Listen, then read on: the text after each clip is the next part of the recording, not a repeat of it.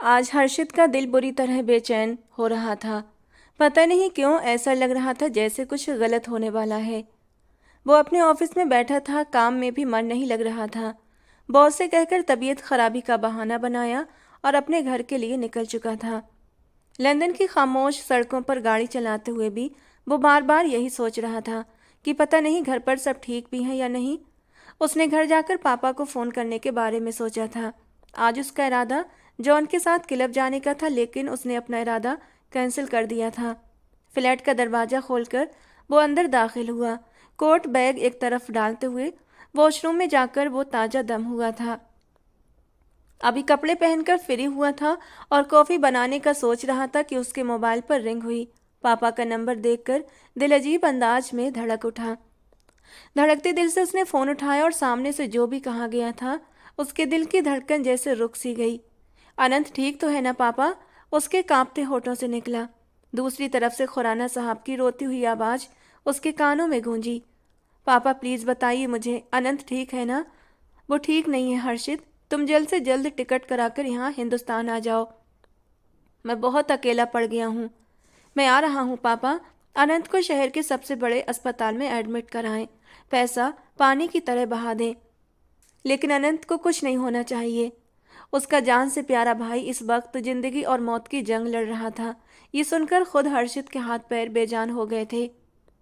पापा से फ़ोन करने के बाद उसने तुरंत जॉन को कॉल लगाई थी और उसे सारी बात बताई।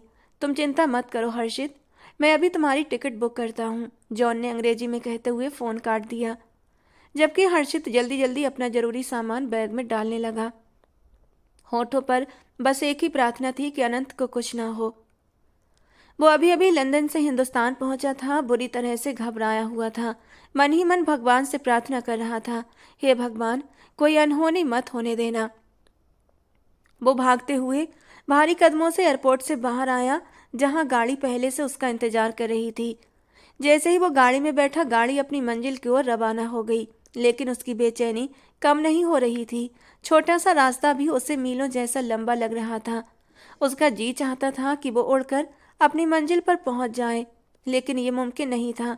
इसलिए मजबूरन गाड़ी में बैठा रहा और मंजिल के आने का इंतजार करता रहा। थोड़ी देर के बाद गाड़ी एक अस्पताल के सामने जाकर रुकी। वो जल्दी से उतरकर लगभग भागता हुआ अंदर की ओर बढ़ा। जैसे ही इमरजेंसी वार्ड के सामने पहुंचा, उसे दूर से खड़े हुए उसके माँ बाप नजर आ गए थे, जिनके चेहरों पर बेचैनी जो बेचैनी से इधर उधर चक्कर काट रहे थे। उनके चेहरे अनजाने खौफ से पीले पड़ चुके थे। वो इमरजेंसी रूम की तरफ बढ़ा और दरवाजे के शीशे के पार उस वजूद को देखने लगा जो उसके लिए बहुत अहमियत रखता था। शीशे के पार लेटा वजूद किसी और का नहीं, बल्कि हर्षित खुराना के बड़े भाई अनंत खुराना का था, जिससे वो 4 साल बाद मिल रहा था। इमरजेंसी रूम की सफ़ेद रोशनी में अनंत खुराना पट्टियों में लिपटा बेहोश और बेहरकत पड़ा था। मशीनों की लगातार बीप बीप की आवाज़ कमरे के सन्नाटे को तोड़ रही थी। सांसों को बनाए रखने वाली मशीन के तार उसके शरीर से जुड़े हुए थे और हर पल जैसे अनंत खुराना को मौत के और करीब ले जा रहा था। शीशे के पार खड़ा हर्षित भीगी आंखों से उसे देख रहा था। उसकी आंखों में डर, बेबसी और भगवान से प्रार्थना के साए एक साथ लहरा रहे थे। वो चाहकर भी अंदर नहीं जा सकता था। उसे यूं महसूस हो रहा था जैसे उसका दिल धड़कना भूल गया हो। कुछ देर के बाद डॉक्टर बाहर आया। उसके चेहरे की संजीदगी सब कुछ कह रही थी कि हालात ठीक नहीं है। देखिए सर, एक्सीडेंट बहुत खतरनाक हुआ है। गाड़ी के उलटने से उनकी कमर की हड्डी बुरी तरह टूट चुकी है। हमने ऑपरेशन की हर मुमकिन कोशिश की, मगर रीढ़ की हड्डी की भयानक चोट ने शरीर के बाकी हिस्सों को भी नाकाम कर दिया है। उनका दिल उनका दिल ज़्यादा देर तक उनका साथ नहीं दे पाया। मुझे अफसोस है, हम आपके बेटे को बचा नहीं सके। ये शब्द सुनते ही जैसे दुनिया थम सी गई थी, हवाएं रुक गईं, बस हर तरफ साएं साएं की आवाज़ें रह गई थीं। हर्षित खुराना के कदम लड़खड़ा गए और वो वहीं जमीन पर गिर पड़ा। मोनिका जी के होठों से बेटे का नाम लड़खड़ाता हुआ निकला और वो चीख चीख कर रोने लगी। बाप की आंखों में आंसू तो नहीं थे, मगर वो खाली नज़रों से दीवार को घूरते हुए वहीं खड़े रह गए, जैसे बरसों का मजबूत पहाड़ पल भर में बिखर गया हो। हर्षित खुराना अंदर कमरे में दाखिल हुआ। अपने भाई के पार्थिव शरीर को देखते ही वो उससे लिपट गया था और फिर दहाड़े मार मार कर रोने लगा। अनंत प्लीज उठकर देखो, मैं आ गया हूँ। तुम्हारी शादी पर नहीं आ सका, मुझे माफ कर देना।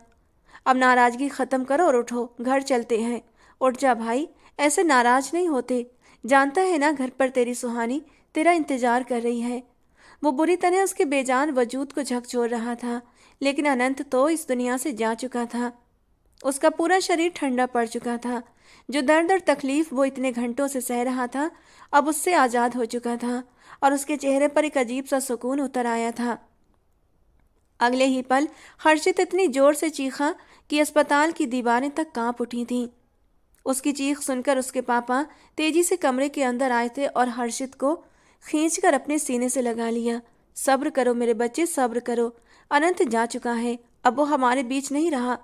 थोड़ी ही देर में मोनिका जी की हिचकियां, चीखें और आंसुओं का शोर गूंजने लगा। अस्पताल की सफ़ेद दीवारें उस दुख की गवाह बन गईं। एक जिंदगी का चिराग बुझ गया था और कई जिंदगियां अंधेरों में डूब गई थीं। हर्षित ने अनंत के अंतिम संस्कार के इंतजाम कैसे किए, ये वही जानता था। पूरे घर पर जैसे एक तूफान आकर गुजर गया था। अनंत का अंतिम संस्कार हो चुका था, लेकिन घर में एक भयानक खामोशी छाई हुई थी। कोई किसी को संभालने की हालत में नहीं था। सब अपने अपने गम में बुरी तरह से डूबे हुए थे। अनंत का हंसता मुस्कुराता चेहरा, उसकी शरारतें हर किसी को अपने आंखों के सामने घूमती दिखाई देती थीं। लेकिन जिंदगी कभी किसी के लिए रुकी तो नहीं है ना।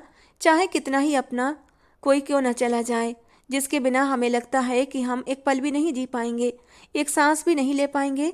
जब वो हमें छोड़कर चला जाता है तब भी हमें जीना पड़ता है और हम जीते हैं। सांसें लेनी पड़ती हैं और हम वो सांसें लेते हैं। धीरे धीरे सारे काम फिर से रूटीन पर आने लगते हैं, मगर दिल के किसी कोने में एक खालीपन, एक सूनापन हमेशा के लिए बस जाता है। अनंत के जाने से भी बाहर की दुनिया में कुछ भी नहीं रुका था। समय के साथ साथ सब कुछ आगे बढ़ता रहा। 1 महीने के बाद हर्षित वापस लंदन चला गया।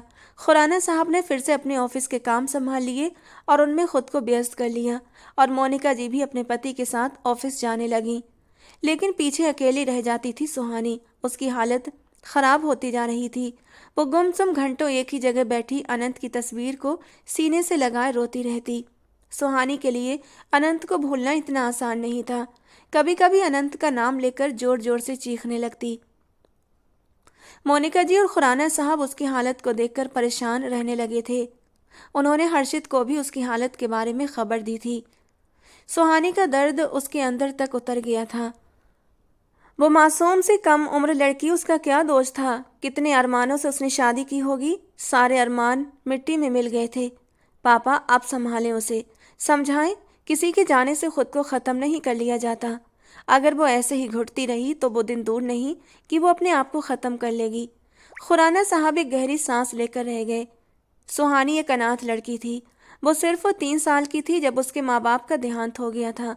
उसके पापा खुराना साहब और मोनिका जी की कंपनी में ही उनके साथ काम करते थे और खुराना साहब के अच्छे दोस्त भी थे। यूं खुराना साहब ने उस मासूम 3 साल की बच्ची को अपने सीने से लगा लिया। वो बिल्कुल भी नहीं चाहते थे कि इतनी मासूम बच्ची अनाथ आश्रम जाए, क्योंकि सुहानी के माँ बाप के सिवा इस दुनिया में उसका कोई अपना नहीं था। उन्होंने उसे पाल पोस कर बड़ा किया। अनंत और सुहानी दोनों एक साथ जवान हुए, एक ही स्कूल, एक ही कॉलेज और यूनिवर्सिटी में साथ पढ़े। जैसे जैसे वे बड़े होते गए उनकी मोहब्बत भी परवान चढ़ती गई, और फिर जैसे ही उनकी पढ़ाई पूरी हुई खुराना साहब ने उनकी शादी कर दी। वो दोनों एक दूसरे को पाकर बहुत खुश थे, लेकिन उन्हें क्या पता था कि इतनी आसानी से मिला उनका प्यार भगवान उनसे छीनने वाला था। उनकी खुशियों को नज़र लग गई और शादी के 6 महीने के बाद ही सुहानी विधवा हो गई।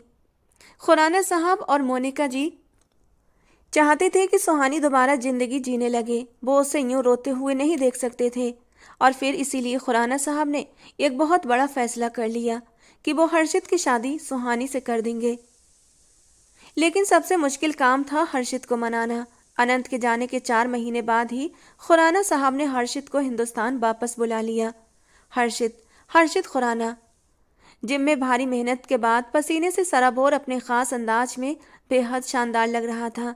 गहरी काली शॉर्ट्स और सफ़ेद शर्ट में घने काले बाल हल्के से बिखरे हुए थे। वो जिम वाले कमरे से बाहर निकला कमरे की खिड़की से आती धूप की किरणों ने उसकी खूबसूरत बॉडी के उतार चढ़ाव को और भी जाहिर कर दिया था। वो शर्ट सोफे पर उछालता हुआ वॉशरूम चला गया ताकि फ्रेश हो सके। फ्रेश होकर वो डाइनिंग टेबल पर आकर अभी बैठा ही था कि खुराना साहब ने बात की शुरुआत कर दी। अच्छा हुआ तुम भी आ गए हो। हमने एक ज़रूरी फैसला किया है। कल शाम को बहुत ही सादगी से तुम्हारी शादी है। ये शब्द सुनते ही हर्षित, जो नाश्ते के लिए हाथ आगे बढ़ा रहा था, उसका हाथ वहीं का वहीं रुक गया, जैसे किसी ने अचानक उसके वजूद पर बिजली गिरा दी हो। उसने हैरत और बेयकीनी के मिले जुले हाव भाव के साथ अपने पापा की ओर देखा। मेरी शादी? क्या मतलब? मेरी शादी क्यों? उसकी आवाज़ भारी और गुस्से से भरी हुई थी। वो माथे पर बल डाले कुर्सी पर जरा सा आगे झुकते हुए बोला, क्या सुनीता आंटी को एक दिन में इतनी जल्दी लग गई है कि वो अपनी बेटी की शादी इतनी जल्दबाजी में मेरे साथ करवाना चाहती हैं? क्या उनसे कुछ महीने सब्र नहीं हो सकता? मेरे जवान भाई को मरे सिर्फ 5 महीने गुजरे हैं। मैं इतनी जल्दी शादी नहीं करना चाहता, और वैसे भी मैं वापस लंदन जाना चाहता हूँ। ये कहते हुए उसने दोबारा खाने की तरफ हाथ बढ़ाया, मगर उसके अंदर एक तूफान मच चुका था। खुराना साहब के चेहरे पर गुस्से की लकीरें उभर आईं। अब तुम कहीं नहीं जा सकते। तुम्हारी आज़ादी के दिन ख़त्म हो चुके हैं। अपनी ये मनमानियाँ करना छोड़ दो। अब तुम्हें मेरा बिजनेस संभालना है। ये बिजनेस अनंत के हाथ में था, अब वो नहीं रहा, तो अब तुम्हें ये जिम्मेदारी उठानी होगी। वो संजीदगी से बोले। हर्षित ने जोर से दांत भींचते हुए हैरत भरी नज़रों से बाप को देखा। और तुम्हारी शादी अवंतिका के साथ नहीं, बल्कि सुहानी के साथ होगी, खुराना साहब ने आगे झुकते हुए फैसले भरे शब्दों में कहा, जबकि ये सुनते ही हर्षित के कदमों तले से जमीन खिसक गई। यूं लगा जैसे आसमान अचानक उसके सर पर आकर गिरा हो। उसका दिल धड़कने की बजाय जैसे पल भर के लिए रुक सा गया हो। पापा, ये आप क्या कह रहे हैं? वो अपनी कुर्सी से उठकर खड़ा हो गया। मैं सुहानी से शादी नहीं कर सकता। ये आप कैसी बातें कर रहे हैं? उसकी आवाज़ में कंपन नहीं बल्कि अटल फैसला झलक रहा था।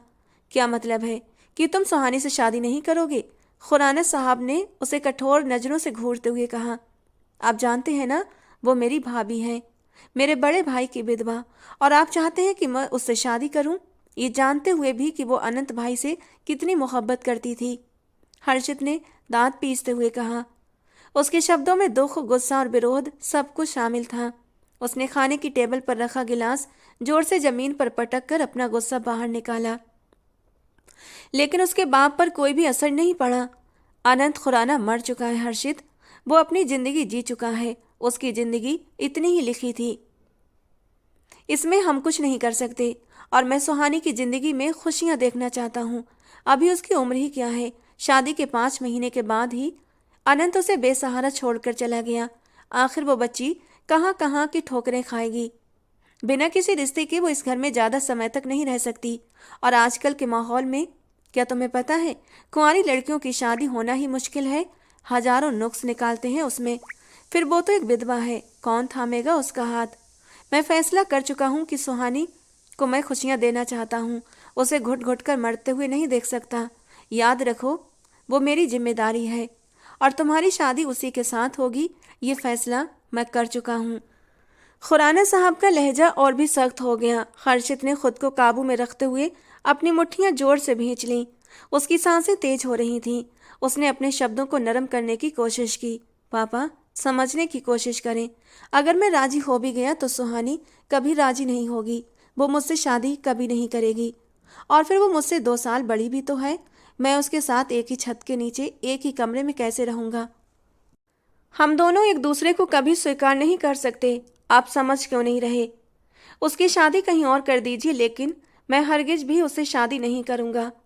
वो आखिर में बोलते बोलते लगभग चीख पड़ा था। खुराना साहब की आंखों में नमी उतर आई। वो कुर्सी पर सीधे होकर बैठ गए और गहरी सांस लेकर बोले, मैं नहीं चाहता कि सुहानी की शादी कहीं और हो। मान लो मैं पैसों के जोर पर उसकी शादी कर भी दूं, ऐसे हजारों रिश्ते मिल जाएंगे जो पैसों की चमक देखकर सुहानी का हाथ थाम लेंगे। लेकिन क्या वो उसे वो खुशियाँ, वो इज्जत दे सकेंगे जिनकी वो हकदार है? बिल्कुल नहीं। तुम्हें पता है, उसके बाप ने मरते वक्त मुझसे वादा लिया था कि मैं जिंदगी भर उसका ख्याल रखूं, और ये तभी मुमकिन है जब वो मेरी आंखों के सामने रहे।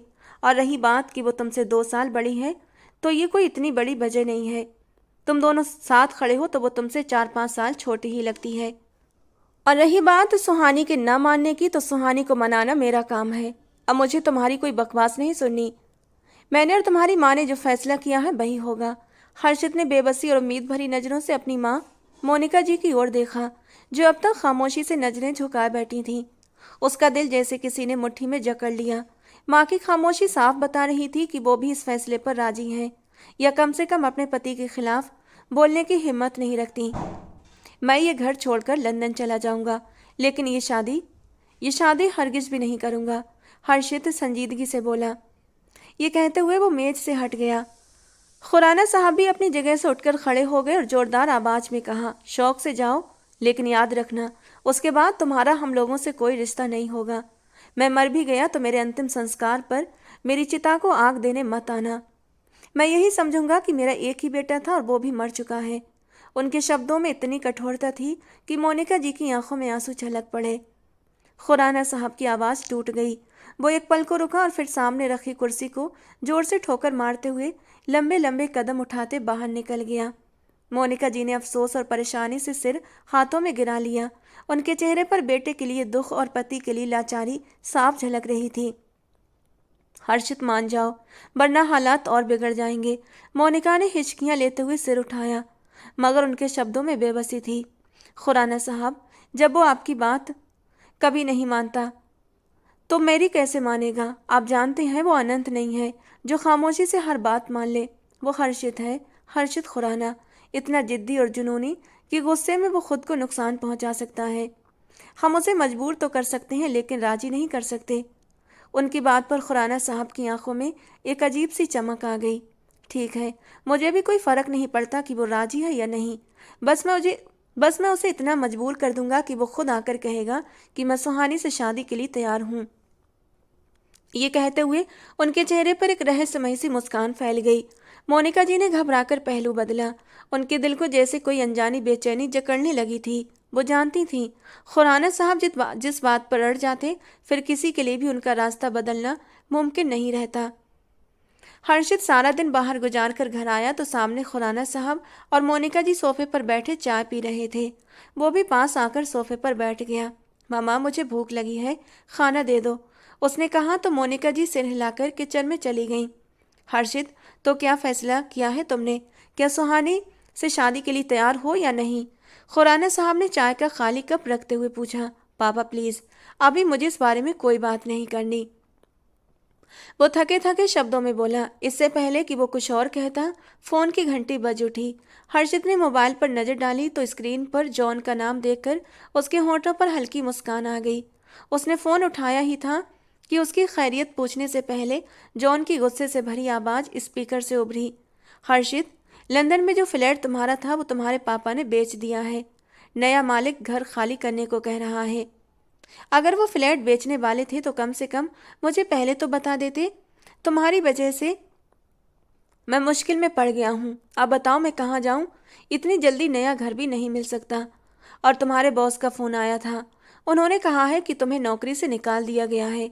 उन्होंने ये भी बताया कि ये सब तुम्हारे पापा के कहने पर किया गया है।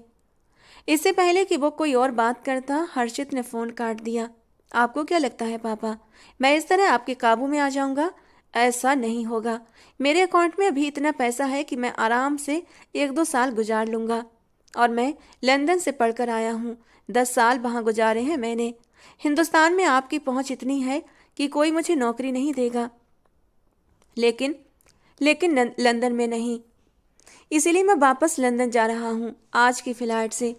वो गुस्से में कमरे में आया और अपना सामान पैक करने लगा। सामान पैक करते ही वो अलमारी की तरफ बढ़ा कि अपना पासपोर्ट और अपने एटीएम कार्ड्स वगैरह उठा सके, लेकिन वहाँ कुछ भी नहीं था। कपड़ों से भरी अलमारी का एक एक कोना हर्षित देख चुका था, मगर उसे वहाँ कुछ भी नहीं मिला। अपना गुस्सा कंट्रोल करता हुआ वो दोबारा नीचे आया। पापा, मेरा पासपोर्ट कहाँ है? मेरे एटीएम कार्ड कहाँ हैं? वो थोड़ा धीमे मगर संजीदा शब्दों में बोला। जला दिए हैं, मैं अभी अभी जला कर आया हूँ, बाहर जाओ देख लो। खुराना साहब बोले तो वो जल्दी से बाहर भागा। जलती हुई आग देखकर वो गुस्से से तड़प उठा। थोड़ी देर के बाद वो थके हुए कदमों से वापस अंदर आया तो खुराना साहब मुस्कुरा रहे थे। वो गुस्सा बर्दाश्त करता हुआ सोफे पर आकर बैठ गया। हाँ तो बोलो, अब क्या फैसला है तुम्हारा? वो पूरे कॉन्फिडेंस से बोले। मैं सुहानी से शादी के लिए तैयार हूँ, सिर झुकाए मुट्ठियां भींचते हुए बोला। जानता था हर्षित, तुम्हारा जवाब यही होगा। मुझे खुशी है कि तुम ये बात जल्दी समझ गए, वरना मुझे तुम्हें अपनी बात मनवाने के लिए बहुत आगे तक जाना पड़ता। खुराना साहब ने कहा, मोनिका जाओ मेरे बेटे को खाना दो, सुबह से कुछ नहीं खाया उसने। मोनिका जी हाथ में खाने की ट्रे लिए खड़ी थी। उन्होंने वो ट्रे टेबल पर रखी तो हर्षित आगे बढ़कर खामोशी से खाना खाने में लग गया। वो कभी भी नैशो आराम के बगैर नहीं रह सकता था, जो उसे बचपन से ही थाली में सजाकर दिए गए थे। ये ऐशो आराम उसकी आदत नहीं बल्कि उसकी सांसों में रच बस गए थे।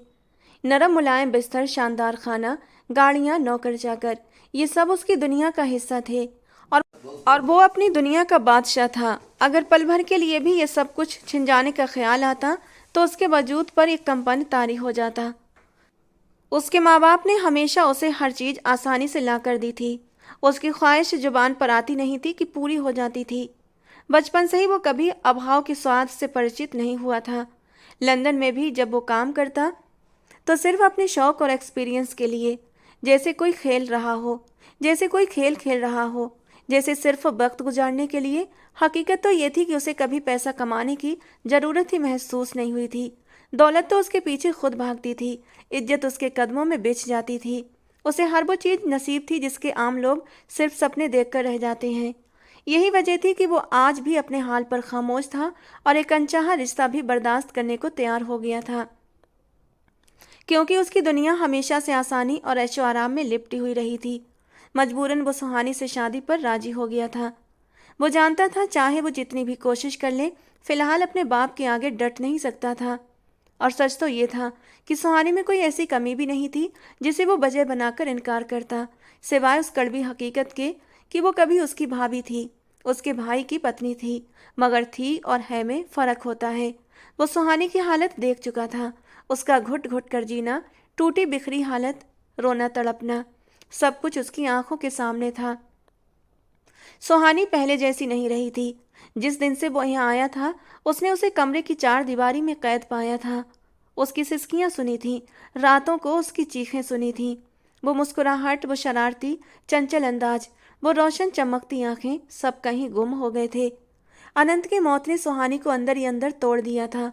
वो हंसती मुस्कुराती लड़की अब पहले जैसी नहीं रही थी, बल्कि एक जिंदा लाश बनकर रह गई थी, जो बस सांस ले रही थी, जैसे जिंदगी उस पर बोझ बन गई हो। यही सोचकर वो और ज़्यादा बेचैन हो गया था कि शायद इस शादी के बाद सुहानी को सहारा मिल जाए और वो फिर से जीना सीख ले।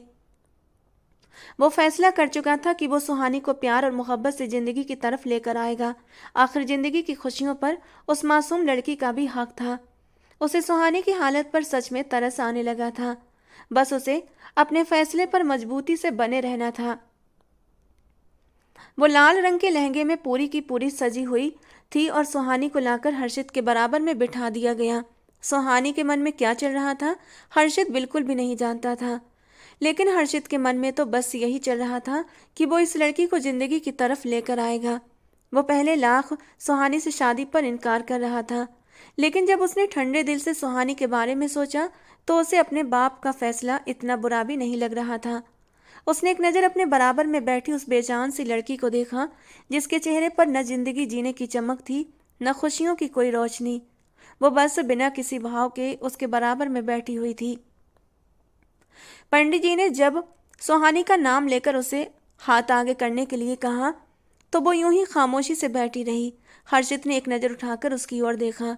उसका वजूद धीरे धीरे लरज रहा था। घनी काली पलकें भी बुरी तरह कांप रही थीं। होठों को दांतों से कुचलते हुए वो बेहद बेचैन लग रही थी। ये पल उसके लिए किस हद तक जानलेवा साबित हो रहे थे, हर्षित इस बात को महसूस कर सकता था। जो लड़की किसी और से मोहब्बत करती हो वो भला किसी दूसरे से शादी कैसे कर सकती थी। अनजाने ही हर्षित ने सुहानी का हाथ थामकर हल्के से दबाया, जैसे उसे हिम्मत दे रहा हो। उसका हाथ बर्फ की तरह ठंडा था। सुहानी के निर्जीव वजूद में एक हल्की सी हरकत हुई थी और अगले ही पल उसने अपना सीधा हाथ पंडित जी की ओर बढ़ा दिया। पंडित जी धीरे धीरे शादी के मंत्रों का जाप करते हुए विवाह की रस्में पूरी कर रहे थे। थोड़ी ही देर में विवाह संपन्न हुआ और चारों ओर से बधाइयों का शोर उठने लगा। हर्षित जो इतने दिनों से बेचैनी महसूस कर रहा था, अब वो कहीं भी नहीं थी। शादी के बाद सुहानी को हर्षित के कमरे में पहुंचा दिया गया। खुराना बिला के उस खास कमरे को ताजा फूलों से सजाया गया था। मिलन की वो रात जब दो आत्माएं मिलन के बाद एक हो जाती हैं। अपने भगवान को साक्षी मानकर बनाया जाने वाला ये खूबसूरत और प्यारा सा रिश्ता जो मजबूती की तरफ कदम बढ़ाता है, मोहब्बत और वफा के उस सफ़र की ओर ले जाता है जहां हर मोड़ पर अनगिनत दुश्वारियां और मुश्किलें डेरा जमाए बैठी होती हैं ताकि इस रिश्ते का इम्तिहान ले सकें। जो लोग जिंदगी के इस इम्तिहान में पास होते हैं, डटकर मजबूती से खड़े रहते हैं, वे अपने रिश्ते को आगे बढ़ाते हुए मजबूती की तरफ ले जाते हैं और अपनी ज़िंदगी में खुशियों का स्वागत करते हैं। और जो लोग पहले ही इम्तिहान में हार मानकर अपने कदम पीछे खींच लेते हैं, इस खूबसूरत और पवित्र रिश्ते को खोखला करके उसे तोड़ देने पर मोहर लगा देते हैं, तब किसी के लिए ये रिश्ता सजा बन जाता है तो किसी के लिए खूबसूरत तोहफा। अब देखना ये था ये रिश्ता हर्षित और सुहानी को किस मोड़ पर लेकर आता है। गुलाब की पंखुड़ियों और ताज़ा फूलों से सजा वो कमरा और भी खूबसूरत लग रहा था। वो बेड के बीचों बीच लाल लहंगे में दुल्हन बनी अपना भारी लहंगा फैलाए गुमसुम सी बैठी थी। सिर्फ 6 महीने की शादी में वो विधवा की चादर ओढ़ चुकी थी और सिर्फ 1 साल के छोटे से अरसे में वो दूसरी बार सुहाग के लाल जोड़े में बैठी अपने नए दूल्हे का इंतजार कर रही थी। उसे एक बार फिर लाल जोड़े में दुल्हन बना दिया गया था, लेकिन आज न उसके चेहरे पर घबराहट थी, न शर्म हया और न ही उसके वजूद में डर या संकोच। वो बिना किसी भाव के अपने देवर की सेज सजाए बैठी थी जो अब उसका पति था, उसका सब कुछ। ये रिश्ता सुहानी ने सिर्फ खुराना साहब की वजह से स्वीकार किया था, जिन्होंने बचपन से उसे पाला था और कभी बाप की कमी महसूस नहीं होने दी। उनका मान रखते हुए वो एक अनचाहे रिश्ते को स्वीकार कर गई थी। इस रिश्ते में उसकी मर्जी शामिल नहीं थी तो यकीनन हर्षित पर भी ये रिश्ता जबरन थोपा गया था। एक विधवा औरत जिसके वजूद पर पहले ही किसी और मर्द के स्पर्श की छाप रही हो, फिर उसे स्वीकार करना हर किसी के बस की बात नहीं होती। ये तो एक बहुत बड़े दिल का फैसला था। इन्हीं सोचों में गुम बैठी थी कि किले की आवाज़ पर दरवाज़ा खुला। सफ़ेद शेरवानी में हर्षित खुराना डगमगाते हुए कदमों से अंदर दाखिल हुआ। बिना मुड़े उसने दरवाज़ा धाड़ से बंद किया, जिससे सुहानी अपनी जगह से चौंक उठी। उसकी काली आंखें इस वक्त बेइंतहा लाल हो रही थीं, बाल माथे पर लापरवाही से बिखरे हुए थे। वो सहन शक्ति की आखिरी हद से गुजरता हुआ लड़खड़ाकर ड्रेसिंग टेबल के पास आकर खड़ा हुआ। धीरे धीरे शेरवानी के बटन खोलता रहा। जैसे ही शेरवानी उसके वजूद से अलग हुई, उसके चौड़े कंधे और मजबूत बाजू साफ नजर आने लगे। पसीने की बारीक बूंदें उसकी गर्दन और कमर पर चमक रही थीं। उसकी छाती हल्की हल्की सांसों के साथ ऊपर नीचे हो रही थी और उभरी हुई मांसपेशियों का तनाव कमरे की खामोशी में और भी साफ महसूस हो रहा था। शेरवानी हाथ से सरकते हुए नीचे गिर गई, मगर वो झुका नहीं। वहीं खड़ा अपनी बेबसी और गुस्से को काबू में करने के लिए लंबी लंबी सांसें लेने लगा। हर्षित, तुम ठीक हो? तुम्हारी तबीयत ठीक नहीं लग रही। सुहानी के शब्दों पर वो अचानक पलटा। काली आंखों में तैरते लाल डोरे उसके नशे में होने का सबूत दे रहे थे। वो होठों को जोर से भींचे सिर झटकता हुआ खुद पर छाई मदहोशी के असर को कम करने की कोशिश करने लगा। सुहानी ये समझने की कोशिश कर रही थी कि हर्षित बार बार क्यों लड़खड़ा रहा है। वो अपना लहंगा संभालती हुई धीरे धीरे उसके पास आई और सहारा देने के लिए जैसे ही उसके करीब पहुंची, हर्षित खुराना के मुंह से आती शराब की बू की तेज महक से सुहानी सिर से पांव तक कांप उठी थी। शादी की पहली रात ही उसे हर्षित से इस तरह की हरकत की बिल्कुल भी उम्मीद नहीं थी। हर्षित, तुमने शराब पी है? वो अविश्वास से बोली। हर्षित ने गुस्से में मुट्ठियां भींची और सहारा लेते हुए उठकर सुहानी के सामने आकर खड़ा हुआ। सुहानी अभी यकीन न कर पाने की हालत में वहीं खड़ी उसे देख रही थी। हर्षित ने झुंझलाहट में उसे अपनी ओर खींचा तो वो संतुलन खोकर उसके नंगे सीने से जा लगी। डर के मारे सुहानी ने आंखें बंद कर लीं। हर्षित ने उसके चेहरे की ओर देखते हुए कहा, यूं आंखें बंद करने से कुछ नहीं होगा सुहानी, आंखें खोलो। डरते हुए उसने आंखें खोली तो हर्षित बहुत करीब खड़ा था। सुहानी ने झट से अपना लहंगा संभालते हुए खुद को पीछे किया। दोनों के दिल एक ही रफ्तार से धड़क रहे थे। कुछ पल कमरे में गहरी खामोशी छाई रही। हर्षित की नजरें उसके कांपते वजूद पर ठहर गईं। हर्षित की नजरें सुहानी के कांपते वजूद से होते उसके लरजते होठों पर जा ठहरी। गले में गिल्टी उभर कर गायब हुई। हर्षित होश में आता खुद को कंट्रोल करता उसे खुद से दूर धकेल गया। सुहानी खुद को संभाल न सकी और सीधा नीचे फर्श पर गिरी थी। थोड़ी देर पहले आंखों में जो खुमारी थी वो अब हर्षित के चेहरे से गायब हो चुकी थी। सुहानी उठकर उसके सामने खड़ी हुई, जबकि हर्षित अलमारी से कपड़े निकालकर वॉशरूम की ओर बढ़ रहा था। उसने उसकी ओर भावे उचकाकर देखा, जैसे पूछ रहा हो, अब क्या है? तुम्हें शर्म नहीं आती हर्षित? तुमसे 2 साल बड़ी हूं और तुम मुझसे बदतमीजी कर रहे हो। सुहानी गुस्से से बोली। किस बदतमीजी की बात कर रही हो? उसने भी तीखे स्वर में जवाब दिया। तुमने मुझे धक्का दिया, सुहानी ने कहा। मैं तुम्हारी भाभी? इससे पहले वो अपने शब्द पूरे करती, वो गुस्से से अपने कपड़े बेड पर फेंकता उसकी तरफ बढ़ने लगा। उसे अपनी तरफ बढ़ता देखकर सुहानी का दिल पूरी रफ्तार से धड़क उठा। हर्षित अपने होशो हवास में नहीं था और होशो हवास से बेगाना इंसान से किसी भी तरह की जंगली रवैये की उम्मीद की जा सकती है, जिसे सहने और बर्दाश्त करने की हिम्मत इस वक्त सुहानी में नहीं थी। अगर वो होश में होता तो सुहानी के गुस्सा करने पर खामोश हो जाता, कोई जवाब न देता, लेकिन वो शराब के नशे में मदहोश था। वो खड़ा भी सही से नहीं हो पा रहा था। उसकी आवाज में भी लड़खड़ाहट साफ महसूस हो रही थी। इस वक्त इस रिश्ते को स्वीकार करना सुहानी के बस से बाहर था। वो डरती हुई दीवार से जा लगी। उसकी काजल लगी सुरमई आंखों में डर देखते हर्षित खुराना मुस्कुराया था। पता नहीं क्यों सुहानी की आंखों में डर देखकर हर्षित को सुकून मिला था। वो सुहानी की चूड़ियों से भरी कलाइयां थाम कर अपनी ओर खींच गया। वो हर्षित के घेरे में कैद उसके इंतहाई करीब थी। वो डर से कांपने लगी थी। अभी तो मैंने बदतमीजी की भी नहीं है सुहानी, और तुम इतना घबरा रही हो। जब बदतमीजी करूंगा तब तुम्हारा क्या हाल होगा। और बदतमीजी भी कोई छोटी मोटी नहीं, बहुत बहुत बड़ी बदतमीजियां करूंगा।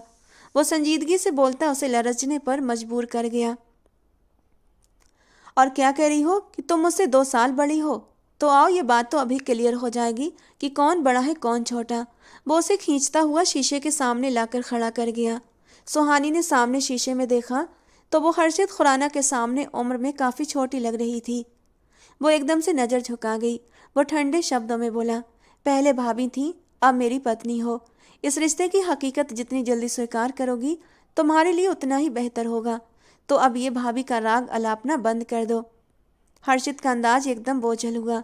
हर्षित की बात पर वो आंखें फाड़े गहरी गहरी सांस भरती हर्षित की आंखों में देखने लगी, जो अब बड़ी बेबाकी से उसके चेहरे के नए नक्श को अपनी नर्म उंगलियों से छूता खामोश धड़कनों में पल में तेज कर गया था।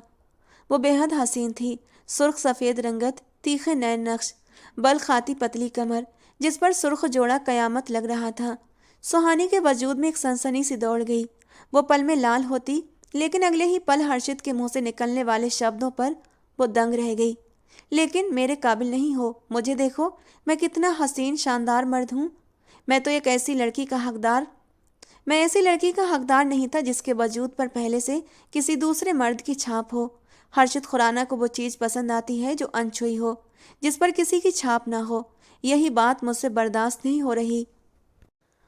हर्षित की ये बातें सुनकर सुहानी के तन बदन में आग लग गई। वो दांत पर दांत दबाकर तेज शब्दों में बोली, तो फिर शादी क्यों की तुमने?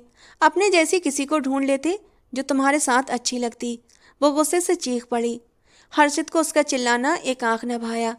तुम्हारे मुंह में जबान भी है, शब्दों में तंज उभर आया था। सुहानी के बाजू पर रखा उसका मजबूत हाथ सांप की तरह रेंगता हुआ सुहानी की कमर के आसपास लिपट गया। सुहानी को अपना वजूद इस शिद्दत भरे स्पर्श में पिघलता हुआ महसूस हो रहा था।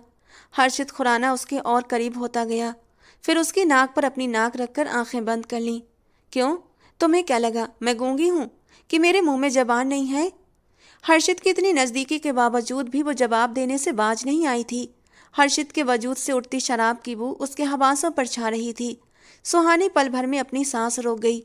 मुझे तुमसे इस तरह जवाब पर जवाब देने की उम्मीद नहीं थी। मेरे सिर पर सवार कर दी गई हो तुम। अपने बाप के आगे बेबस हो गया था, मजबूर हो गया था मैं। कोई पसंदीदा महबूब औरत नहीं हो तुम कि तुम्हारी हर बात को बर्दाश्त कर जाऊंगा। इसीलिए अब तुम मेरी पत्नी हो और अपनी जबान पर काबू रखना। मुझे बदतमीज बदजुबान औरतें पसंद नहीं। और जब तुम मेरी ज़िंदगी में शामिल कर दी गई हो तो भलाई इसी में है कि इस रिश्ते को कबूल कर लो। और हाँ, 2 साल बड़ी हो तो अपना रौब मत झाड़ना मुझ पर। मैं बर्दाश्त नहीं करूंगा। हर्षित के शब्द सुहानी के दिल पर छुरी बनकर उतर रहे थे। उसे खुद भी इस रिश्ते में कोई दिलचस्पी नहीं थी, लेकिन उस पर भी जबरदस्ती ये रिश्ता थोप दिया गया था। लेकिन उसके बावजूद भी हर्षित के शब्दों पर उसका दिल दुख से भर गया। वो लगातार उसकी इज्जत की धज्जियां उड़ा रहा था। शादी की पहली रात थी, वो अपना रौब जमा रहा था उस पर। हर्षित उसके चेहरे के उतार चढ़ाव देखकर अंदर ही अंदर मजा ले रहा था। सुहानी के आंसू भी उस पर कोई असर नहीं कर रहे थे, लेकिन वो फिर भी मजे से बोलते चला जा रहा था। मुझे भी तुम जैसे अय्याश और बिगड़े मर्द नहीं पसंद, जिन्हें जायज नाजायज में फर्क ही पता ना हो। कुछ लम्हों के बाद सुहानी की तरफ से जवाब आया था, और ये करारा जवाब हर्षित को बेहद नागवार गुजरा। उसकी आंखों में सख्ती और गुस्सा उतर आया। जब तुम मेरे बारे में सब जानती हो, मेरी नेचर, मेरे मिजाज से अच्छी तरह परिचित थी, तो फिर मुझसे शादी करने से मना कर देती। वो बेहद गुस्से में उसके और करीब होता गया और उसकी कलाई दबोच ली। अब वो पूरी तरह उसके घेरे में थी। मैं भी तुम्हारी तरह मजबूत मैं भी तुम्हारी तरह मजबूर थी हर्षित। इस घर को और इस घर के लोगों को छोड़कर कहीं नहीं जाना चाहती थी। नहीं चाहती थी कोई भी दूसरा मर्द मेरे वजूद को हासिल करे। इतनी हिम्मत नहीं थी मुझ में। सुहानी की आंखों से आंसू बहने लगे, जिन्हें उसने बेदर्दी से रगड़ दिया। तो तुम क्या समझती हो, मैं तुम्हें छोड़ दूंगा? तुम्हारे करीब नहीं आऊंगा। पति हूं तुम्हारा, शादी की है तुमसे। महबूब औरत ना सही, लेकिन पत्नी हो। तो मैं कब तक तुमसे दूर रहूंगा? सुहानी की आंखों से आंसू एक बार फिर बहने लगे। मुझे वक्त चाहिए हर्षित, एक नए रिश्ते को कबूल करने के लिए, वो एक उम्मीद से बोली। कितना वक्त सुहानी? वो सुहानी की आंखों में अपनी लाल निगाहें जमाता हुआ धीमी सरगोशी भरी आवाज में बोला। दोनों के बीच नज़दीकी और सिमटे होठों की हल्की सी कपकपाहट एक नरम स्पर्श का जरिया बनी। हर्षित उसके कांपते होठों को देखकर खुद पर काबू न रख सका और उनके करीब झुक गया और अपने दहकते होठों से उसके नरम होठों को जरा सा छू गया। कुछ पलों के लिए दोनों अपनी जगह पत्थर बन गए। पता नहीं ये क्या हो गया था।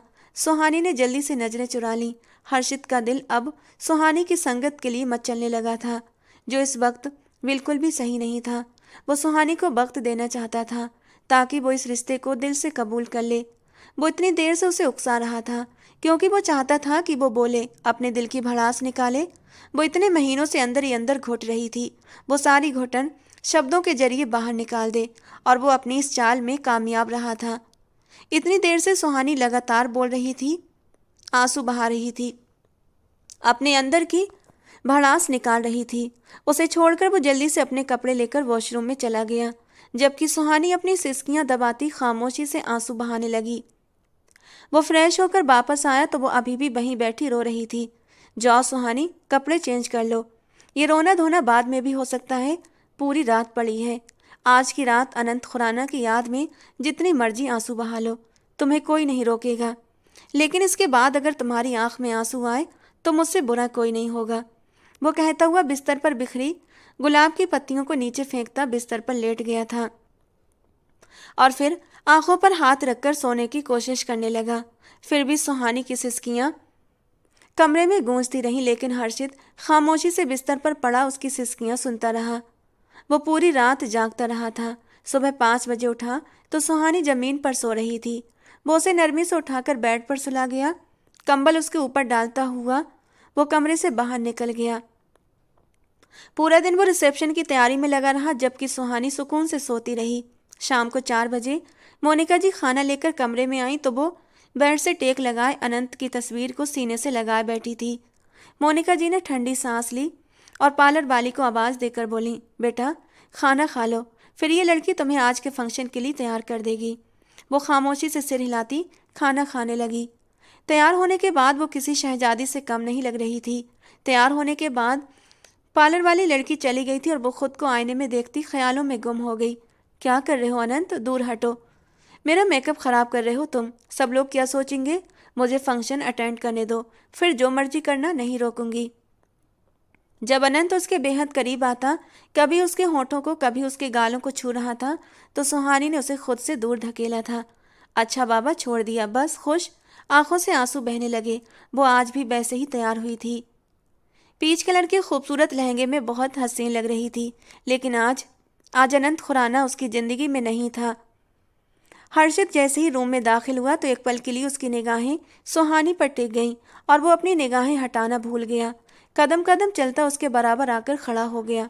हाँ, बहुत हसीन लग रही हो सुहानी, वो धीरे से उसके गाल छूता हुआ बोला। तो वो झटके से उससे दूर हुई और बेड पर जाकर बैठ गई। उसका यूं झटकना हर्षित को अच्छा नहीं लगा था, लेकिन वो होंठ भींचकर अपने आप को कंट्रोल कर गया। फंक्शन बाहर गार्डन में ही रखा गया था। उसके हाथ को अपने हाथ की पकड़ में लेते हर्षित मुस्कुराता हुआ गार्डन में दाखिल हुआ। जैसे ही वो दोनों वहां पर आए थे तो सभी लोग उन्हें देखकर देखते रह गए थे। लोग उन्हें चांद सूरज की जोड़ी कह रहे थे। ऐसा लग रहा था जैसे दोनों को एक दूसरे के लिए ही बनाया गया हो। उम्र के फर्क के बावजूद वो दोनों बहुत हसीन लग रहे थे, लेकिन सुहानी की आंखों में दुनिया जहान की संजीदगी और दर्द समाया हुआ था। मोनिका जी ने मुस्कुराते हुए सुहानी को गले लगाया और उसके माथे पर प्यार कर लिया तो वो भीगी आंखों से मुस्कुरा दी। फंक्शन के बाद वो कमरे में आई तो दुपट्टा उतारकर वॉशरूम में चली गई और जब हर्षित कमरे में आया तो कमरा खाली था। वॉशरूम से पानी गिरने की आवाज़ आ रही थी। वो बेड पर बैठकर सुहानी के बाहर आने का इंतजार करने लगा और बेड पर पड़े दुपट्टे को हाथों में लपेटकर उसकी खुशबू को महसूस करते हुए धीरे से मुस्कुरा दिया। जब वो वॉशरूम से बाहर आई तो सामने हर्षित को देखकर ठिठक गई। फिर धीरे धीरे कदम उठाती वो शीशे के सामने जाकर खड़ी हुई और अपनी चूड़ियां उतारने लगी। हर्षित ने दुपट्टा बेड पर रखा और चलता हुआ उसके पीछे आकर खड़ा हो गया। सुहानी के बाल हटाकर उसने ज्वेलरी बॉक्स से एक खूबसूरत सी चैन निकाली जिस पर डायमंड लगे हुए थे और उसके गले में पहनाने लगा। चैन पहनाते हुए हर्षित की उंगलियां उसकी नाजुक गर्दन को छू रही थीं। हर्षित के मन में अजब से एहसास जागने लगे थे। उसकी सफ़ेद गोरी गर्दन पर दमकते काले तिल को देखकर हर्षित का मन मचलने लगा था उसे अपने होठों से छूने के लिए, जबकि हर्षित खुराना की इस कदर नज़दीकी पर सुहानी ने अपनी सांस तक रोक ली थी। अचानक हर्षित ने उसे कमर से पकड़कर अपनी ओर खींच लिया। वो हल्की सी मुस्कुराहट के साथ उसकी नाक पर अपने होंठ रख गया। हर्षित के स्पर्श पर सुहानी तड़प उठी थी। ये क्या बदतमीजी है हर्षित, वो झटके से उसे दूर धकेल गई। बदतमीजी मैं कर रहा हूँ या तुम? वो गुस्से से उसके करीब आया। दूर रहकर बात करें मुझसे हर्षित, वो गुस्से से चीखी। तो हर्षित की बर्दाश्त की हद खत्म हो चुकी थी। वो उसे गुस्से से बेड पर सुहानी सहमकर पीछे होने लगी। बस बहुत हो गया सुहानी, अब मैं और बर्दाश्त नहीं करूँगा। वो उसे वापस अपनी ओर खींच गया तो रोते हुए उससे दूर होने की, लेकिन हर्षित की पकड़ बहुत मजबूत थी। हर्षित की उंगलियां उसके नरम बाजू में धंसने लगीं। वो दर्द से आंखें मीचती लंबे लंबे सांस लेने लगी। कल रात मैं खामोश हो गया था।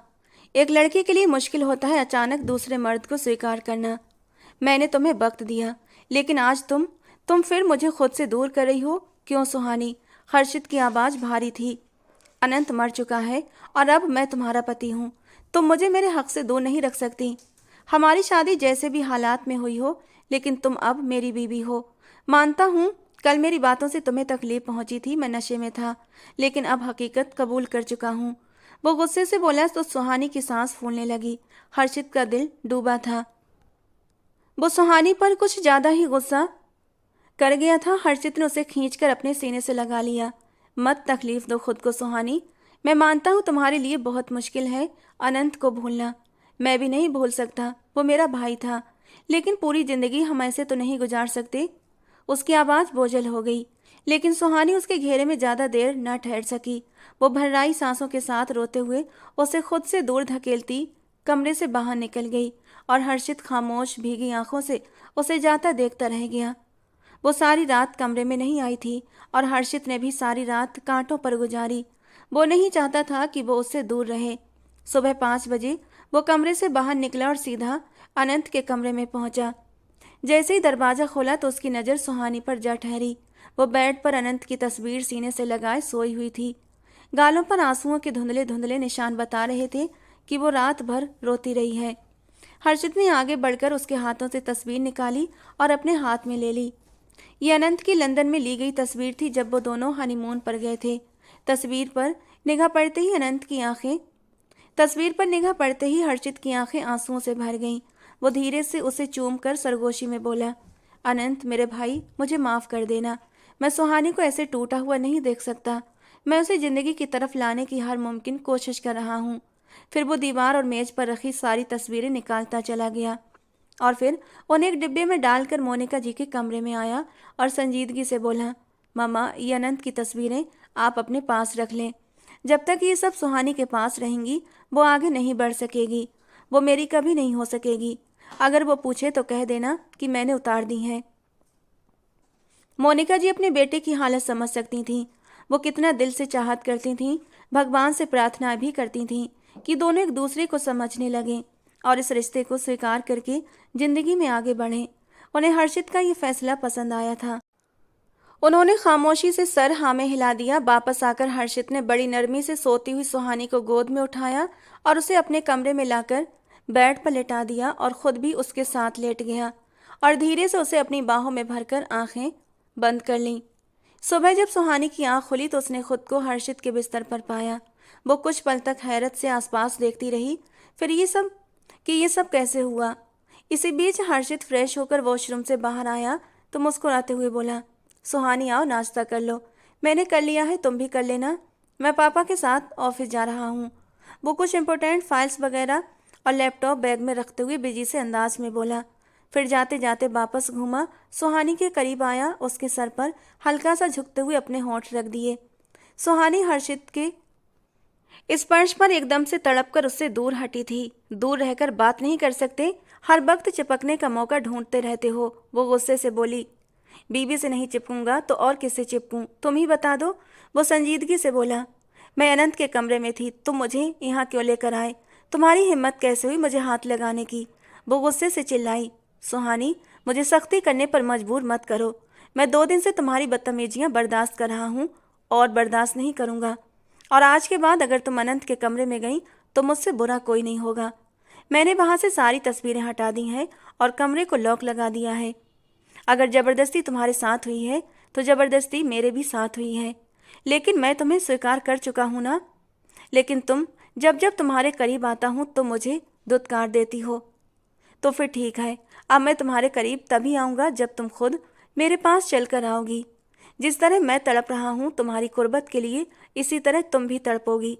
तभी मैं तुम्हारी तरफ कदम बढ़ाऊँगा, वरना आज के बाद तुम्हारी तरफ कदम नहीं बढ़ाऊँगा। छूना तो दूर की बात है। वो गुस्से से बैग उठाता बाहर निकल गया। वो कितनी ही देर तक सर झुकाए आंसू बहाती रही। दिल का बोझ कम हुआ तो फ्रेश होकर बाहर आई तो मोनिका जी गार्डन में बैठी चाय पी रही थी। सुहानी को देखते हुए मुस्कुराई, आओ बेटा, मेरे पास आकर बैठो, मुझे कुछ बात करनी है तुमसे। सुहानी उनके पास आकर खामोशी से बैठ गई। मोनिका जी ने गहरा सांस लेते हुए कप मेज पर रखते हुए उसका हाथ थाम लिया और धीरे से बोली, बेटा, हर्षित से बदतमीजी मत किया करो। मानती हूँ गुस्से का तेज है, लेकिन वो पति है तुम्हारा, उसने तुम्हें दिल से स्वीकार कर लिया है। तुम जितनी भी कोशिश करो अनंत वापस नहीं आ सकता। भूल जाना मुश्किल है, मगर बेटा पूरी जिंदगी ऐसे तो नहीं गुजरती। हर्षित जवान मर्द है, आज वो तुम्हारी चाह और आस लगाए बैठा है, लेकिन सोचो कब तक वो तुम्हारा इंतजार करेगा। प्यार को तरसते उसके सूखे बंजर दिल पर कोई और अपने प्यार की बारिश कर दे तो तुम एक बार फिर खाली दामन रह जाओगी। सुहानी का दिल जैसे किसी ने मुट्ठी में मसल दिया। वो आंखें झुकाए चुपचाप बैठी रही। मोनिका जी ने उसकी भीगी पलकों पर नजर डालते हुए आगे कहा, सोचो, अगर अनंत जिंदा होता तो क्या वो ये चाहता कि तुम यूं अपनी जवानी आंसू बहा बहा कर गुजार दो, यूं घुट घुट कर जीती रहो, खुशियां अपने ऊपर हराम कर लो? नहीं बेटा, वो भी यही चाहता कि तुम खुश रहो, आगे बढ़ो। हर्षित बुरा इंसान नहीं है बेटा। आज हर्षित ने अनंत की सारी तस्वीरें इकट्ठी करके रख दी हैं ताकि अनंत की तस्वीरें देखकर तुम्हें तकलीफ ना हो। वो जब भी तुम्हें रोते हुए देखता है, तुम्हें तकलीफ में देखता है तो उससे बुरा लगता है। सुहानी, मैं जानती हूँ वक्त के साथ साथ तुम्हें भी उससे मोहब्बत हो जाएगी, लेकिन बस डर ये है कि ये एहसास होते होते कहीं बहुत देर न हो जाए। बेटा, ये रिश्ता ऐसा ही है, एक पवित्र रिश्ता है। इसमें बंध जाने के बाद मर्द औरत में मोहब्बत होना एक नेचुरल सी बात होती है। उसे एक मौका तो दो, देखना सब ठीक हो जाएगा। सुहानी खामोशी से सब सुनती रही, आंखों में नमी लिए वो उनकी सारी बातें सुनती रही। मगर मोनिका जी की बातों ने उसे झंझोड़ डाला था। वो सर पर हाथ रखती उठ गई और अपनी सोचों में गुम हो गई। शादी की रात को वो नशे में था, फिर भी हर्षित उसके करीब नहीं आया था, उसके साथ जबरदस्ती नहीं की थी। वो मानती थी कि वो एक अच्छा इंसान है, लेकिन इस दिल का क्या करती जो अनंत खुराना की जुदाई पर रो रहा था। लेकिन अब वो खुद को बदलना चाहती थी। वो कैसे इस पवित्र रिश्ते का मजाक बना सकती थी। जब भी हर्षित उसके करीब आने की कोशिश करता तो वो उसे बुरी तरह से धुतकार कर रख देती थी। क्या वो अपने भगवान को नाराज नहीं कर रही थी ये सब करके? हर्षित ने पूरे दिल से उसे अपना लिया था, तो क्या उसका फर्ज नहीं बनता था कि वो भी हर्षित को दिल से अपना लेती? खुद को बदलकर वो हर्षित को एक मौका देना चाहती थी। धीरे धीरे जिंदगी रूटीन पर आने लगी थी। हर्षित तो सुबह ऑफिस के लिए निकल जाता और शाम को घर लौटता, लेकिन वो फिर भी टाइम निकाल कर सुहानी को डिनर पर ले जाता तो कभी शॉपिंग पर ले जाता, जिससे सुहानी भी धीरे धीरे अब बदलने लगी थी। शुरू में अजनबीपन और सख्ती थी, मगर वक्त के साथ साथ वो खुद हर्षित की ज़रूरतों का ख्याल रखने लगी थी। उसके कपड़े प्रेस कर देना, उसकी फाइल्स और बैग सही से रखना, यहाँ तक कि अब उसकी पसंद के खाने भी खुद अपने हाथों से बनाने लगी थी। सुहानी धीरे धीरे अनंत की यादों से निकल आई थी। अब उसके दिलो दिमाग पर हर्षित सवार रहता। हर्षित भी उसे दिन में कई बार मैसेज भेजता, कभी पूछता खाना खाया, कभी सिर्फ 2 शब्द लव यू, मिस यू, और कभी एक दिल का निशान लाल वाला इमोजी भेज देता। सुहानी मैसेज को पढ़कर धीरे से मुस्कुरा देती। दिल धड़कने लगता, मगर जिद के मारे कभी जवाब न देती। हर्षित भी उसकी खामोशी को समझकर हंसी में बात डाल देता। हर्षित जानता था कि मोहब्बत ज़बरदस्ती नहीं मिलती, इसीलिए वो चाहता था कि वो अपनी मर्जी से एक दिन उसकी तरफ कदम बढ़ाए। वो दिन में कई बार मैसेज भेजता रहा, लेकिन वो सिर्फ सीन करके छोड़ देती। लेकिन वो कभी उस पर दबाव नहीं डालता था। सुहानी की खामोशियाँ कभी कभी उसे तकलीफ जरूर देती थीं, मगर वो खामोशी से बर्दाश्त कर जाता। खुराना बिला में आज कुछ गेस्ट आने वाले थे, जिसकी वजह से मोनिका जी और सुहानी सुबह से किचन में लगी हुई थीं। वो तैयारी में बिजी थीं। तभी नौकरानी ने अंदर आकर बताया कि गेस्ट आ चुके हैं। जाओ सुहानी, तुम भी तैयार हो जाओ, बाकी मैं देख लूँगी। गेस्ट आ चुके हैं। सुहानी सर हाँ में हिलाती हुई तैयार होने ऊपर चली आई। सुहानी ने रेड और ब्लैक कॉम्बिनेशन का ड्रेस निकाला, जो हर्षित ने उसे अपनी पसंद से लाकर दिया था, लेकिन उसने एक बार भी देखने की ज़रूरत नहीं समझी। आज वो उस ड्रेस को पहनकर उसे सरप्राइज देना चाहती थी। वो मुस्कुराती हुई वॉशरूम चली गई, नहाकर बाहर आई, बालों को खुला ही छोड़ दिया जो कमर से भी नीचे आते थे। हल्का हल्का मेकअप करके बोल्ड रेड लिपस्टिक लगाकर पाँव में ब्लैक हील्स पहनती गेस्ट रूम में अदा से चलती हुई हर्षित की तरफ आई तो हर्षित का दिल पल भर में रुक सा गया। आज वो बेहद हसीन लग रही थी। सबने चौंक कर सुहानी की तरफ देखा तो सुहानी सबसे मिलती हर्षित की तरफ बढ़ी। हर्षित, ये कौन है? अनीता ने बेचैनी से पहलू बदलते हुए हर्षित से पूछा। अनीता, ये मेरी बीबी है। अनीता एकदम से चौंक गई, चेहरे का रंग फक पड़ गया। जो कुछ देर पहले चहक रही थी एकदम जैसे सन्न रह गई। बीबी? सबने एक दूसरे की तरफ देखा। जी, एक्चुअली अचानक मेरे बड़े भाई की डेथ हो गई थी, तो शादी बहुत ही सादगी से की गई थी। सिर्फ खानदान के कुछ ही लोग थे, तो किसी को मेरी शादी का नहीं पता। खैर, अब मैं तुम लोगों को बता रहा हूँ, ये मेरी बीबी है, मिसेस सुहानी हर्षित खुराना। ये कहते हुए उसने सुहानी की तरफ हाथ बढ़ाया तो सुहानी ने मुस्कुराते हुए अपना कांपता हुआ हाथ हर्षित के हाथ में रख दिया। हर्षित ने मुस्कुराते हुए उसे अपने साथ बिठा लिया। वो थोड़ी देर बैठकर वापस किचन में आ गई थी। नौकरानी की मदद से उसने गार्डन में ही टेबल लगाकर खाना लगवा दिया। हर्षित, वैसे मानना पड़ेगा, तुम्हारी बीबी है बहुत खूबसूरत, अपने ही टक्कर की ढूंढी है। मिसेज राकेश की बात पर हर्षित खुराना मुस्कुराया। खूबसूरत तो है, लेकिन हर्षित खुराना से कम। हर्षित जितनी खूबसूरत नहीं है, अनीता ने मुस्कुराते हुए कहा तो हर्षित ने गुस्से से मुट्ठियां भींची। हालांकि ऊपर से वो मुस्कुराते हुए दिख रहा था, लेकिन अनीता की बात उसे बिल्कुल अच्छी नहीं लगी थी। वो खाना भी हर्षित खुराना की प्लेट से खाती रही। अनीता बार बार हर्षित के करीब होने की कोशिश करती रही। वो मेहमान थी, इसीलिए वो भी खामोशी से उसकी हर हरकत को बर्दाश्त करता रहा। सुहानी देखकर भी अनजान बनी रही। हद तो तब हुई जब वो उसके ऊपर गिरी। ये मंजर देखते ही सुहानी की आंखें भीग गईं, लेकिन वो बर्दाश्त करती रही और वहीं खड़ी रही। आई एम सॉरी हर्षित, मेरा पाँव स्लिप हो गया था। वो हल्का सा मुस्कुरा कर वहाँ से हट गया और दूसरे गेस्ट को देखने लगा। अनीता वहाँ भी उसके साथ साथ चलती रही। सुहानी की आंखें नम हुई, वो बर्दाश्त ना कर सकी तो मोनिका जी के पास किचन में आ गई। वो एक साइड आकर बैठ गया था। हर्षित, मुझे तुमसे बात करनी है।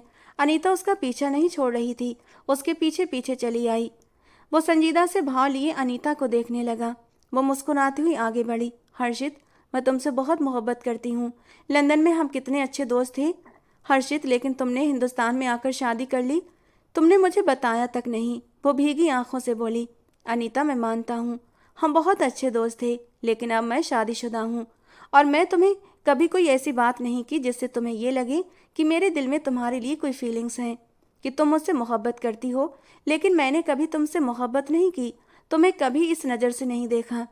और अब प्लीज़ ये तमाशा बंद कर दो। मुझे लगता है अब तुम्हें यहाँ से चले जाना चाहिए। तुम खाना खा चुकी हो, एंजॉयमेंट भी कर चुकी हो। आधे से ज़्यादा मेहमान अपने अपने घर जा चुके हैं, तो तुम भी। सो प्लीज़ तुम भी चली जाओ। आज के बाद हो सके तो मुझे अपनी शक्ल मत दिखाना। Leave me alone please. वो संजीदगी से कहता उसे बाहर का रास्ता दिखा गया और वो पैर पटकती वहाँ से चली गई। हर्षित ने ठंडी सांस खींची और कमरे में आ गया। मेहमानों के जाने के बाद सुहानी खामोशी से अपने कमरे में आ गई तो वो लैपटॉप पर बैठा काम कर रहा था। सुहानी को अब उसकी ये लापरवाही सहन नहीं हो रही थी। वो एक झटके से उसका लैपटॉप एक साइड करती बेड पर बैठ गई। ये अनीता कौन थी? कब से जानते हो उसे? वो शक्की बीबियों की तरह संजीदा शब्दों में बोली। कोई नहीं थी, लंदन में मेरे साथ काम करती थी, आजकल हिंदुस्तान आई हुई है और मेरे साथ ही काम कर रही है। बस इससे ज़्यादा कुछ नहीं हमारे बीच। अब अगर इन्वेस्टिगेशन हो गई हो तो मैं काम कर लूँ। वो हाथ बढ़ाकर लैपटॉप वापस लेने लगा तो सुहानी के सवाल पर उसके हाथ रुक गए। फिर वो तुम्हारे इतने करीब क्यों थी हर्षित? और तुम उसे रोक भी नहीं रहे थे, आखिर क्यों? वो भीगे शब्दों में बोली। तो तुम्हें बुरा लगा?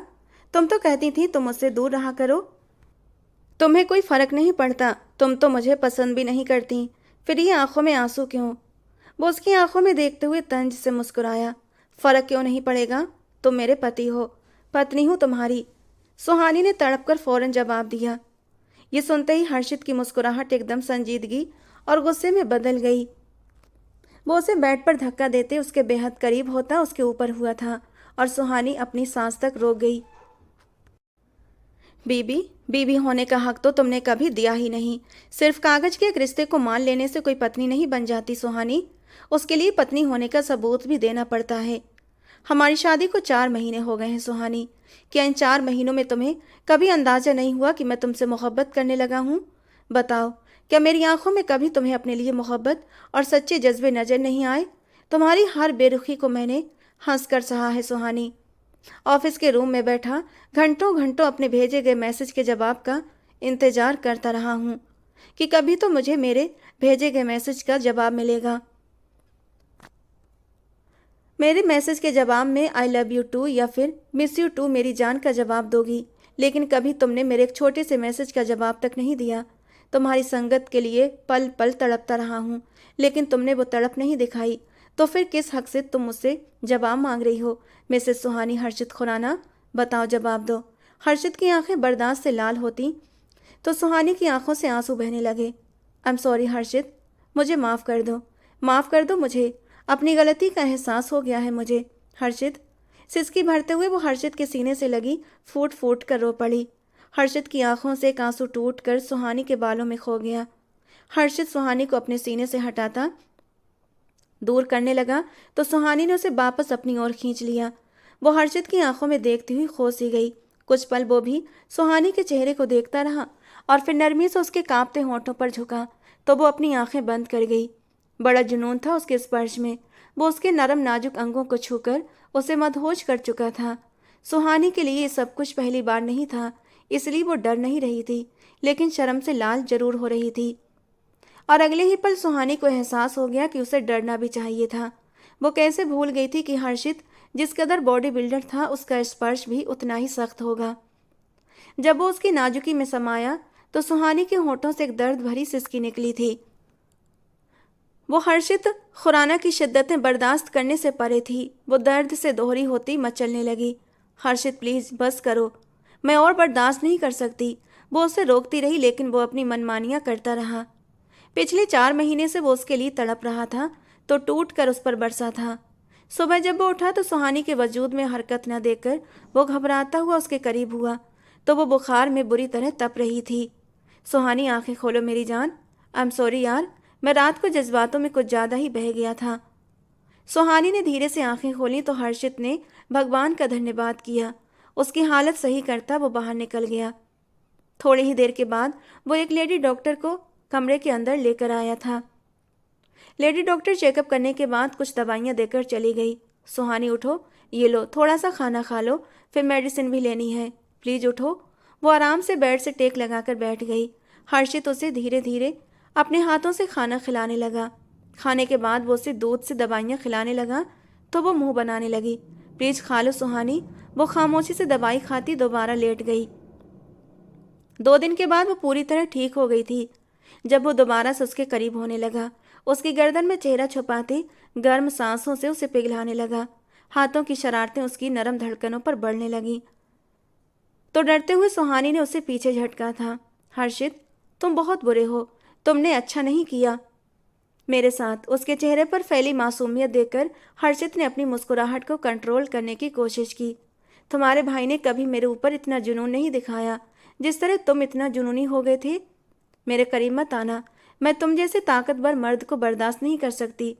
वो रुहासी हुई, जबकि हर्षित खुराना, जो कब से अपनी मुस्कुराहट काबू करने की कोशिश कर रहा था, सुहानी की बात पर कमरे में हर्षित का कहकहा जोर से गूंज गया।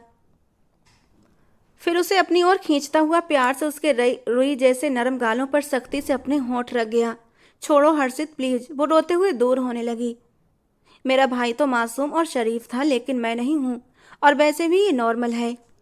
धीरे धीरे बर्दाश्त करना सीख जाओगी। थोड़ा खाया पिया करो यार, तुम्हारे अंदर बिल्कुल जान नहीं है। उस रात जिस तरह तुम रो रही थी ना, मैं तो डर गया था। खैर, मैंने सोचा है क्यों ना हम अपना हनीमून प्लान करें। न्यूयॉर्क चलोगी मेरे साथ? बहुत खूबसूरत जगह है, तुम्हें पसंद आएगी। वो मुस्कुराते हुए बोला तो सुहानी ने नजरें झुका लीं। शादी के 4 महीने बाद हम हनीमून पर जाएंगे? वो शर्माते हुए बोली। हाँ तो क्या हुआ, इससे क्या फ़र्क पड़ता है?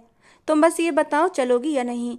वो उसके सर पर प्यार करते हुए बोला तो वो सर हाँ में हिलाती उसके सीने में सर छुपा गई।